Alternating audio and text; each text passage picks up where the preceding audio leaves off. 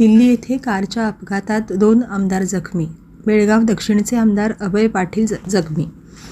Delhi ITO परिसरात 2 वाहनांची धडक बसून झालेल्या अपघातात आमदार अनिल झा आणि अभय पाटील यांना किरकोळ दुखापत झाली आहे. दिल्लीतील ITO परिसरात 2 वाहनांमध्ये झालेल्या भीषण धडकेत किरारीचे आमदार अनिल झा आणि कर्नाटकचे आमदार अभय पाटील यांच्यासह काही जणांना किरकोळ दुखापत झाली आहे.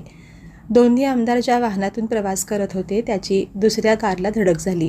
या कारमध्ये चालकासोबत त्याची पत्नी आणि 2 अल्पवयीन मुलेही प्रवास करत होती. अपघातानंतर दोन्ही वाहनामधील सर्व प्रवाशांना तातडीने LNJP रुग्णालयात उपचारासाठी दाखल करण्यात आले आहे. दरम्यान अपघाताची माहिती मिळताच अग्निशमन दलाचे पथक घटनास्थळी दाखल होऊन जवानांनी रस्त्यावर अडथळा ठरलेली दोन्ही वाहने हटवून वाहतूक सुरळीत केली.